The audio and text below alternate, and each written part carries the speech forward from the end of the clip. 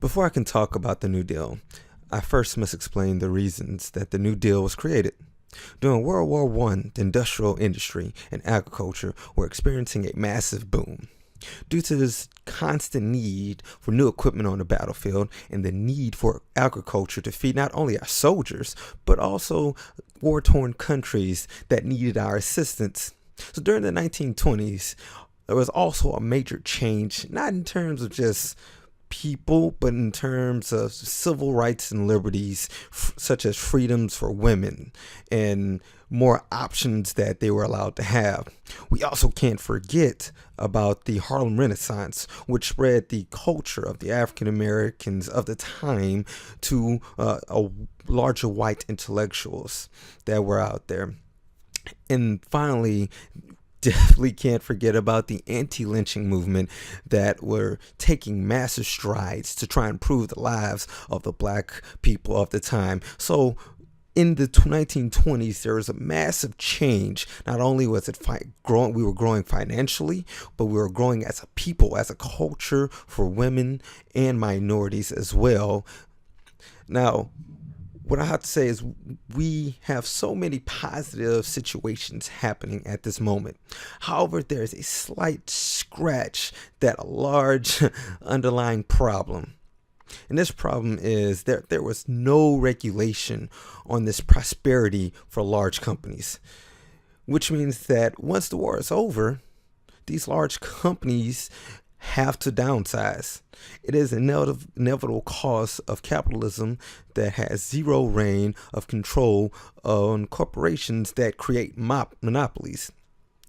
And honestly, the government at the time did not regulate or have any form of regulation to try and control these large corporations from taking advantage and growing at an exponential rate that was not healthy.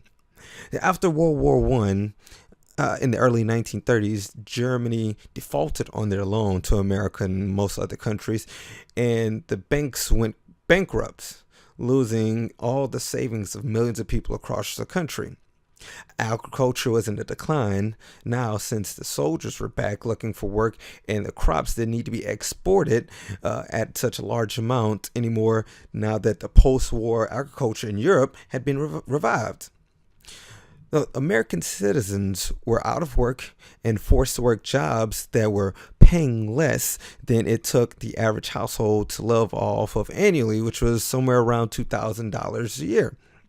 We also cannot forget about the disasters of the dust storms in Oklahoma and Kansas, causing large enough storms that were called black blizzards, which nearly a third of the Great Plains just disappeared as if they never existed, forcing millions of Plains people to abandon their farms and head to the west to find work in California, which many of them didn't. Nearly 1 in every 3 men that fled to the west to find work were actually unable to find work and were unemployed.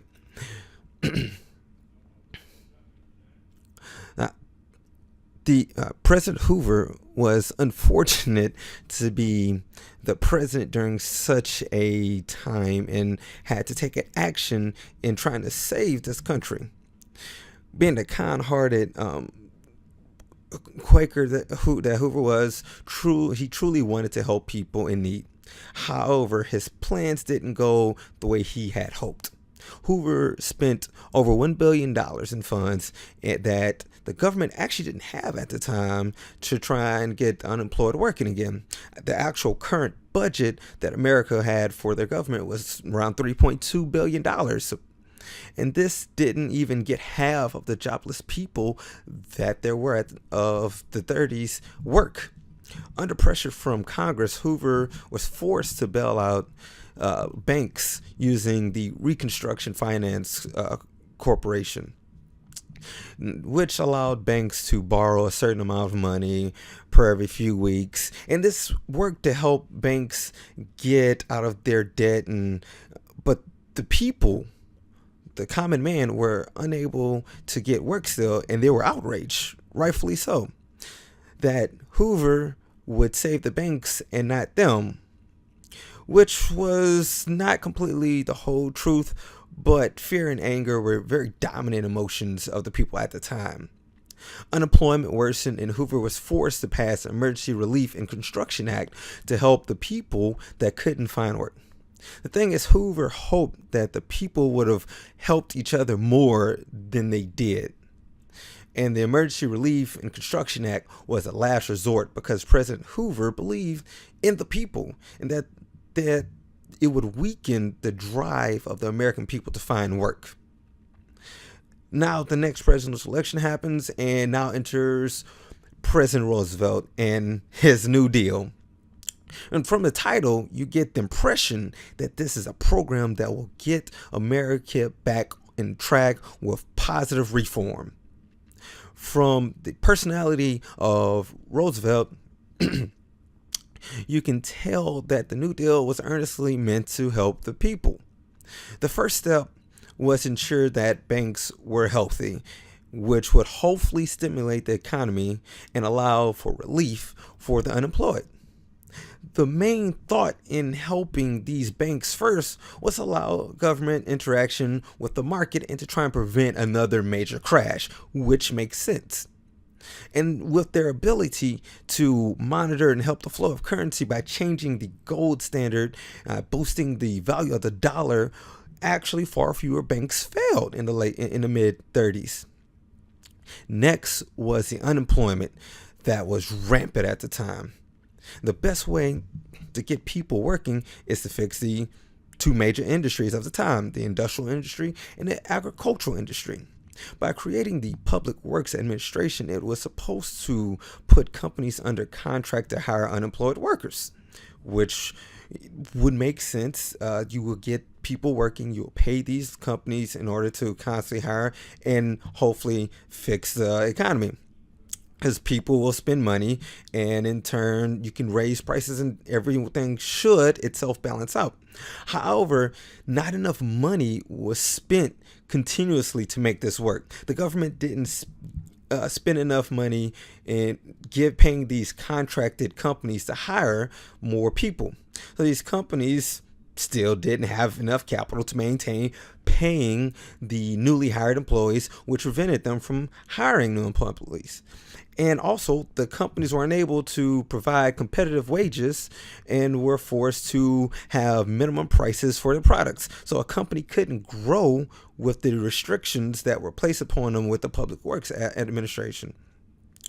So without this new revenue to constantly grow, you can't hire any more people, which is a problem that can be caused by an overreaching government. But that is not the here or there. It's something that occurred. These failures in the working sector caused for massive unrest. The people felt that the New Deal was no deal at all, but a pipe dream of failed promises. These frustrations were well deserved, and the people demanded for reform of the New Deal to more relief and higher pay. After a difficult fight to win in the 1936 election for presidency, Roosevelt made it his mission to revamp the New Deal that would work for more than just the banks. The problems haven't changed. People still needed jobs. The creation and completion of multiple multi-purpose dams were done during the second run of this New Deal. This would provide work for people and cheaper energy. However, with such massive construction and things such as dams, you will of course run into problems in terms of the environment. So with these new dams, man-made dams, you have man-made environmental issues which force thousands of people to move from their homes.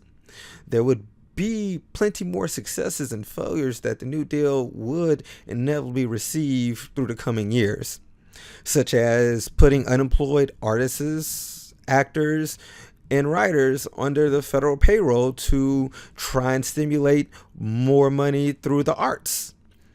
This may have helped a few people, but the majority of America were your common workers. which led to the rise of powerful unions. These unions would protect the workers and try and force to have a higher pay for the workers.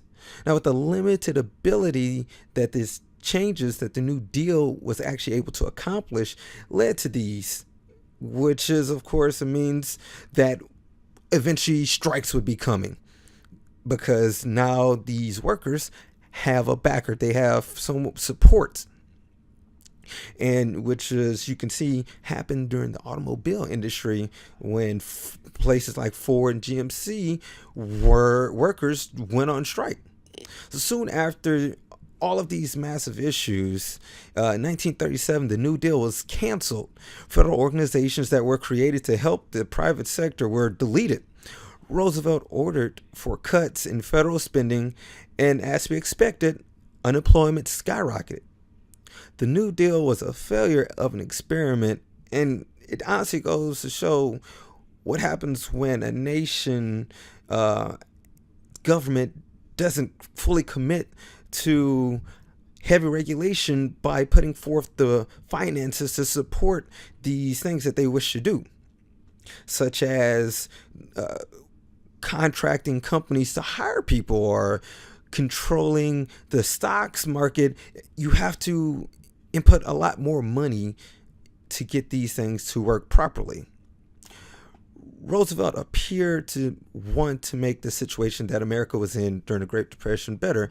However, if you do not place the finances fully needed to complete such a task, it will fail. The following recession may have been an event that was bound to happen, which is just to say this is a situation that no matter how we look at it today, we can never really say that if they did certain things, it could have prevented it.